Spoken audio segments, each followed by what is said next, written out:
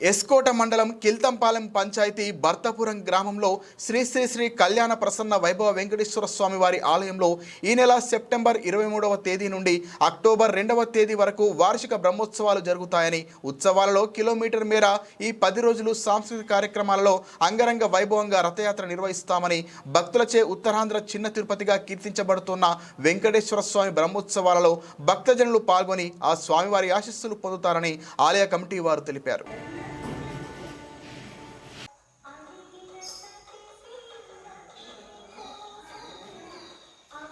నారాయణ ప్రియ భగవత్ బంధువులారా, శ్రీ శ్రీ శ్రీ కళ్యాణ ప్రసన్న వైభవ వెంకటేశ్వర స్వామి ఆలయం భర్తాపురం గ్రామం, కిల్తంపాలెం పంచాయతీ, శృంగవరపుకోట మండలం, విజయనగరం జిల్లా.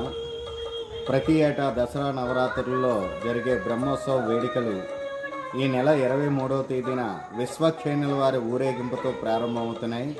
24వ తేదీన సాయంత్రం 5 గంటలకు అంకురార్పణ, సాయంత్రం 5 గంటల 45 నిమిషాలకు ధ్వజారోహణం. అలాగే ఈ నెల 28వ తేదీన అత్యంత వైభవోపేతంగా జరిగే గరుడోత్సవం, గరుడ వాహన సేవ జరుగుతుంది. 2వ తేదీన చక్రస్నానం మరియు ఆ రోజు రాత్రి 8 గంటల 30 నిమిషాలకు ధ్వజ అవరోహణంతో ఈ కార్యక్రమాలు ముగుస్తున్నాయి.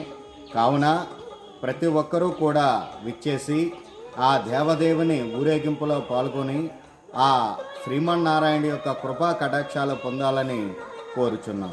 జై శ్రీమన్నారాయణ.